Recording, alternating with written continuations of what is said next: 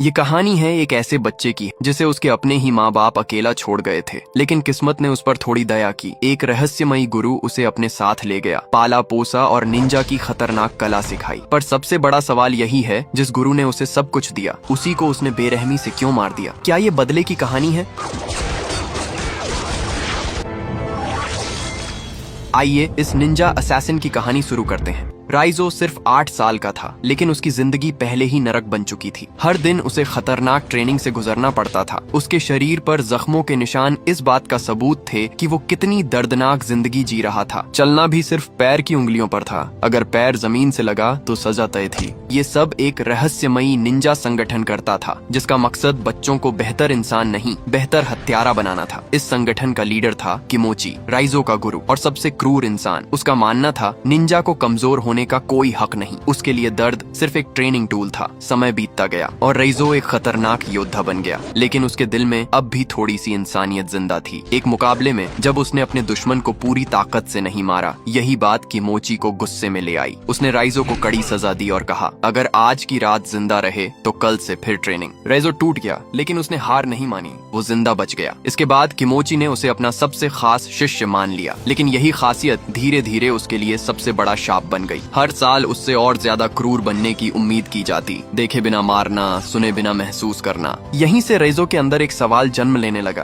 क्या ये ताकत सही के लिए है? और यही सवाल आगे चलकर एक ऐसी आग बनेगा जो पूरे निंजा संगठन को जला देगा। अंधेरे में लड़ना एक निंजा के लिए सबसे जरूरी स्किल होती है। शुरुआत में ये बेहद मुश्किल था, लेकिन अपनी नेचुरल टैलेंट की वजह से राइजो जल्दी ही दुश्मनों को हराने लगा। हर दिन वो और ज्यादा स्ट्रांग बनता गया, लेकिन उससे भी ज्यादा उसका दिल बदलने लगा। इस ठंडे खून से भरे माहौल में उसके दिल को थोड़ी सी गर्माहट मिली अपनी जूनियर किरिको से। किरिको बाकी निंजास से बिल्कुल अलग थी। वो दयालु थी, आजादी में विश्वास रखती थी। उसका मानना था, अगर एक पेड़ को भी बांध कर रखो तो वो मर जाता है। एक ड्यूअल में किरिको जीत गई, लेकिन उसने अपने ओपोनेंट को मारना नहीं चाहा। यही गलती उसकी सबसे बड़ी सजा बन गई। किमोची ने बिना दया किए उसके चेहरे पर चाकू चला दिया। उसके दिल में कोई दया नहीं थी। एक खूबसूरत फूल जो रेगिस्तान में उग गया था, उसका मुरझाना तय था। किरिको को एक पिंजरे में कैद कर दिया गया। राइजो सब कुछ देख रहा था, लेकिन कुछ कर नहीं पा रहा था। गुस्सा, बेबसपन और डर सब उसके अंदर एक साथ उबल रहे थे। एक तूफानी रात, बारिश के बीच किरिको ने भागने की हिम्मत की। राइजो उसके पीछे गया। किरिको ने कहा, चलो यहाँ से भाग चलते हैं। राइजो रुक गया। उसने कहा, मैं यहीं का हूँ, मैं इसे छोड़ नहीं सकता। किरिको ने उसकी झिझक देखी, फिर उसने उसे एक प्यारा सा किस दिया और फिर अकेले ही दीवार फांद कर अंधेरे में गायब हो गई। लेकिन किस्मत उसके साथ नहीं थी। किमोची पहले से ही सब जानता था। जंगल में पूरा जाल बिछाया गया था। किरिको पकड़ ली गई और वापस उसी नर्क में लौटा दी गई। उसका भागना गुरु की नजर में गद्दारी थी। यहीं से राइजो के अंदर कुछ टूटने लगा। अब सवाल सिर्फ ये नहीं था कौन सही है और कौन गलत। सवाल ये था, क्या इंसान बनना वाकई गुनाह है? इसके बाद किरिको की मौत किसी भी तरह से माफ नहीं की जा सकती थी। पुराने नियमों के मुताबिक उसकी गलती का भुगतान खून से होना तय था। जिस गुरु ने बचपन से पाला सिखाया, उसी के हाथों किरिको हमेशा के लिए चली गई।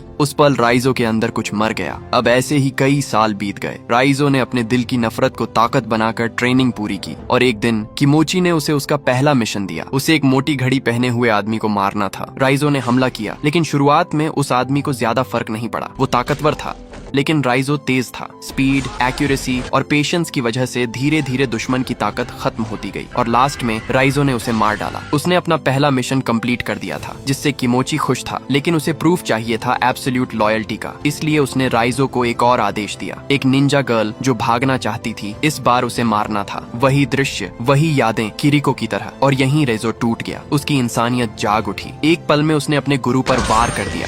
अब वो शिष्य नहीं था, वो दुश्मन बन चुका था। चारों तरफ निंजाओं का हमला। राइजो ने एक एक से लड़ाई की। वो मजबूत था, लेकिन दुश्मन भी बहुत ज्यादा थे। इस वजह से उसे भी गंभीर चोटें आई और फिर उन लोगों ने उसे ऊंचाई से फेंक दिया।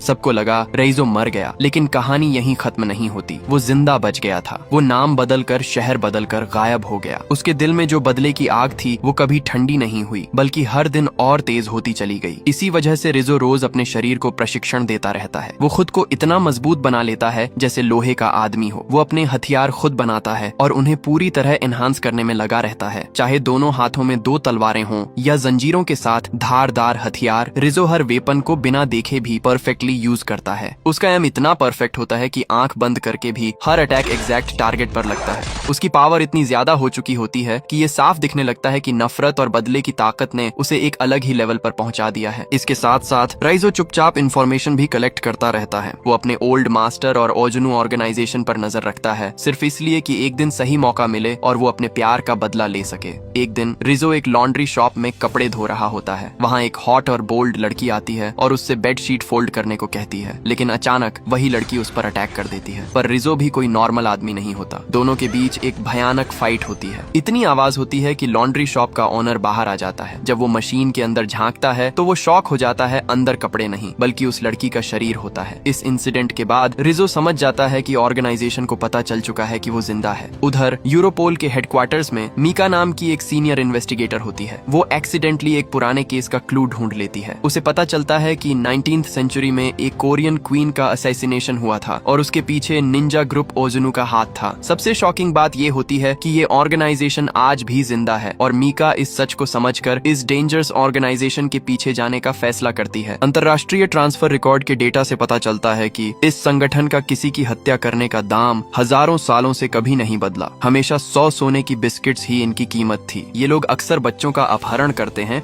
और उन्हें बर्फ से ढके पहाड़ों के बीच स्थित एक गुप्त ट्रेनिंग सेंटर में ले जाते हैं, जहां उन्हें बेहद खतरनाक सुपर असैसिन बनाया जाता है। इस संगठन की सबसे खास बात ये है कि ये पूरी तरह रहस्यमय है और कानून को भी कुछ भी नहीं समझता। अगर किसी व्यक्ति को एक लिफाफा मिले जिसके अंदर कटी हुई उंगलियां हों, तो इसका मतलब साफ होता है कि वो अब उनका टारगेट बन चुका है। ये निंजा अंधेरे में वार करते हैं, बिल्कुल परछाइयों की तरह। वे चुपचाप पूरे इलाके की बिजली काट देते हैं, जिससे चारों तरफ घना अंधेरा छा जाता है और फिर ऐसी खौफनाक घटनाएं होती हैं जिनका किसी को कारण तक समझ नहीं आता। यहाँ तक कि अगर शिकार के पास आधुनिक हथियार भी हों, तब भी उसका बचना लगभग नामुमकिन होता है। लोग इन्हें इंसान नहीं बल्कि भटकती आत्माएं कहते हैं। मिक्का की ये कहानी सुनने के बाद बॉस मास्लो की इस निंजा ग्रुप में गहरी दिलचस्पी पैदा हो जाती है और वो खुद इसकी जांच में शामिल हो जाता है। एक दिन उसे मॉस्को में मौजूद अपने एक दोस्त से एक फाइल मिलती है। वो कोल्ड वॉर के दौर की एक गुप्त रिपोर्ट होती है, जिसमें लिखा था कि सैकड़ों राजनीतिक हत्याएं एक संगठन द्वारा की गई थीं, जिसे ओजुनु कहा जाता था। ये सुनते ही वो तुरंत रूस पहुंचता है ताकि उस रिपोर्ट को लिखने वाले एजेंट से मिल सके, लेकिन उसकी पत्नी बताती है कि उसके पति की 2 साल पहले रहस्यमय तरीके से हत्या कर दी गई थी। वो उसे एक छोटा सा डिब्बा देती है जो उसके पति की आखिरी निशानी थी। उस डिब्बे के अंदर कुछ तस्वीरें, ओजुनु संगठन से जुड़ी फाइलें और एक रिकॉर्डिंग टेप थी जिसमें उस एजेंट की हत्या का दृश्य कैद था। तभी अचानक उसे उस वीडियो में एक पहचाना हुआ चेहरा दिखाई देता है। एक जापानी युवक से जुड़ा ये मामला मिका को और भी ज्यादा यकीन दिला देता है कि जापानी निंजा संगठन ने उसकी हत्या इसलिए की ताकि सच बाहर न आ सके। मिका और उसका बॉस इस केस की जांच जारी रखते हैं, लेकिन उन्हें क्या पता था कि उनकी हर एक हरकत पर नजर रखी जा रही है। CIA और सेना उनके ऑफिस पर छापा मार देती है। अगर वे आगे जांच करते रहे तो उनका अंजाम भी उसी एजेंट जैसा हो सकता है जिसने रिपोर्ट लिखी थी। ये सब समझते हुए बॉस मैस्लो मिका को सावधान रहने को कहता है। घर लौटते ही मिका को महसूस होता है कि उसके घर के आसपास निगरानी लगाई गई है। उसके मन में एक बुरा सा डर पैदा हो जाता है। फिर भी वो सामान समेटने के लिए अपने कमरे में जाती है ताकि वहाँ से भाग सके, लेकिन अचानक अंधेरे से एक निंजा निकलता है और उसकी जान लेने की कोशिश करता है। लेकिन तभी एक दूसरा इंसान लोहे की जंजीर से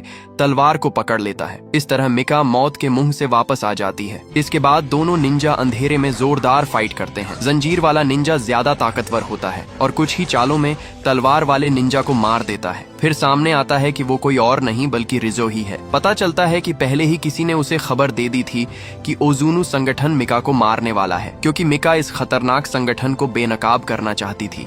इसलिए रिजो ने उसे बचाने का फैसला किया। मिका बताती है कि वो उसे पहले से जानती है क्योंकि CCTV फुटेज में उसने उसे देखा था। हालात खतरनाक लगने पर रिजो मिका को एक सेफ जगह ले जाता है। जब निंजा संगठन मिका के घर पहुंचता है तो वहां कुछ भी नहीं मिलता। ये देखकर वे गुस्से से पागल हो जाते हैं। निंजा की सूंघने की ताकत कुत्तों से भी तेज होती है, इसलिए रिजो मिका के शरीर से उसकी स्मेल हटा देता है ताकि वे पीछा ना कर सकें। इसके बाद रिजो मिका से कहता है कि वो अपने बॉस मैस्लो को फोन करे और मिलने का समय तय करे। वो चाहता है कि इन दोनों एजेंट्स की मदद से उजुन कबीले का पता लगाया जाए। लेकिन जैसे ही वे मिलने की जगह पहुंचते हैं, रिजो को कुछ गड़बड़ महसूस होती है। अचानक तेज रोशनी जलती है। भारी हथियारों से लैस एक खास फोर्स आती है, बिजली के झटके मारती है और रिजो की गर्दन जकड़ लेती है। बेस पर मीका अपने बॉस से पूछती है कि उन्होंने ऐसा क्यों किया। बॉस ने जवाब दिया कि ये सब कुछ बड़े लोगों के इशारे पर हो रहा है और वो खुद भी मजबूरी में ये सब कर रहा है। इतना कहकर उसने मीका को एक ट्रैकिंग डिवाइस दिया और कहा, अगर कभी भी तुम्हें खतरा लगे बस इसे एक्टिवेट कर देना। तुम कहीं भी हो, मैं तुम्हें ढूंढ लूंगा। इसके बाद मीका उस जगह पहुंचती है जहां रीजो को कैद करके रखा गया है। वो उससे कहती है कि बॉस मास्लो उनके साथ हैं, लेकिन रीजो कहता है कि अब बहुत देर हो चुकी है। मीका तुरंत अधिकारियों को चेतावनी देती है कि ओजुनु कबीला आ चुका है, लेकिन कोई उसकी बात पर भरोसा नहीं करता। अचानक पूरी इमारत की बिजली चली जाती है। अंधेरे में निंजा प्रकट होते हैं और उन पर हमला कर देते हैं। हालत ऐसी होती है कि किसी को कुछ समझ ही नहीं आता। उनके सामने पुलिस वाले सिर्फ मच्छरों जैसे थे। आधुनिक हथियारों के बावजूद भी अंधेरे में वो निंजाओं का सामना नहीं कर पाते और बुरी तरह हार जाते हैं। इसी अफरा तफरी में मीका एक मरे हुए पुलिस वाले से चाबी निकाल लेती है और जल्दी से रीजो को आजाद कर देती है। बाहर का नजारा किसी कब्रिस्तान से कम नहीं था। चारों तरफ लाशें ही लाशें बिखरे हुए थे। बेशक ऐसे निंजा रीजो के लिए कोई बड़ी बात नहीं थी। वो मीका को पार्किंग तक ले जाता है ताकि वहां से भाग सकें, लेकिन रीजो को खतरे का एहसास हो जाता है। वो समझ जाता है कि दुश्मनों ने घात लगाकर हमला करने की तैयारी कर रखी है। वो मीका से कहता है कि वो पहले कार स्टार्ट करे और निकल जाए, जबकि वो खुद वहीं रुककर फाइट करेगा। जैसा उसने सोचा था वैसा ही होता है। दुश्मन सामने आ जाते हैं। उनका लीडर रीजो का पुराना सीनियर था। रीजो कहता है, सीनियर तो दूर, अगर उसके दादा भी जिंदा होकर आ जाएं तो मैं सबको कब्र में पहुंचा दूंगा। उसकी जंजीर बिजली की तरह चलती है, एक भी फालतू हरकत नहीं। जंजीर टूटते ही वो सीधे हाथों से हमला करता है, जिससे दुश्मनों का बुरा हाल हो जाता है। इधर मीका कार में बैठी होती है, लेकिन तभी अचानक एक निंजा कांच तोड़कर अंदर घुसने की कोशिश करता है। मीका तुरंत गियर डालती है, एक्सेलरेटर दबाती है और गाड़ी पूरी तेजी से भगाती है। भागते भागते वो उस निंजा के पैर में गोली मार देती है और अपनी गाड़ी को पूरी रफ्तार से भगाती है। पीछे से शूरिकेन यानी वो फेंकने वाले हथियार बारिश की तरह आते हैं, लेकिन कोई भी उसे रोक नहीं पाता। आखिरकार मीका वहां से निकलने में कामयाब हो जाती है। उधर दूसरी तरफ रिजो को भारी मुश्किलों का सामना करना पड़ रहा था। निंजा की संख्या बहुत ज्यादा थी, जिसकी वजह से वो कमजोर पड़ने लगा। ऐसे में भाग जाना ही सबसे सही तरीका था। रिजो चिड़िया की तरह फुर्ती से उड़ता हुआ हर रुकावट पार करता चला गया। फिर वो कांच का दरवाजा कूदकर बाहर मुख्य सड़क पर निकल आया, लेकिन बीच सड़क और बाजार के बीच भी निंजा उसे छोड़ने वाले नहीं थे। वे उसे चारों तरफ से घेर कर मारना चाहते थे। रिजो को भागना और लड़ना दोनों करना पड़ता है। अचानक एक गाड़ी उसे जोर से टक्कर मार देती है और वो घूमता हुआ दूर जा गिरता है। हालात बहुत ही नाजुक हो चुके थे। तभी समय पर मिका वहां पहुंच जाती है। वो उसे बचाकर तुरंत वहां से निकालती है और दोनों जल्दी से एक होटल में छिप जाते हैं। रिजो की हालत बहुत गंभीर थी और वो बेहोशी में चला जाता है। उसकी जान बचाने के लिए मिका उसका दिल से शुक्रिया अदा करती है। फिर वो उस ट्रैकिंग डिवाइस को चालू करती है जो बॉस मास्लो ने उसे दिया था। कुछ ही मिनटों में बॉस और हथियारबंद फोर्स वहां पहुंच जाती है, लेकिन अब रिजो वहां नहीं था। असल में ओजुनु कबीले के लोग वहां पहले ही पहुंच गए थे और रिजो को अपने साथ ले गए थे। रिजो को एक पुराने पहाड़ी ठिकाने पर ले जाया जाता है। कई सालों बाद गुरु और शिष्य आमने सामने होते हैं। बूढ़ा गुरु अपनी इज्जत वापस पाने के लिए रिजो को खत्म करना चाहता है। वो अपने पुराने खतरनाक दांव से उसे तोड़ने की कोशिश करता है। इसी संघर्ष में रिजो के अंदर छुपा हुआ ट्रैकर बाहर आ जाता है। अब बूढ़े गुरु को सच्चाई समझ आ जाती है, लेकिन तब तक बहुत देर हो चुकी होती है। स्पेशल फोर्सेस पूरे इलाके को घेर लेते हैं।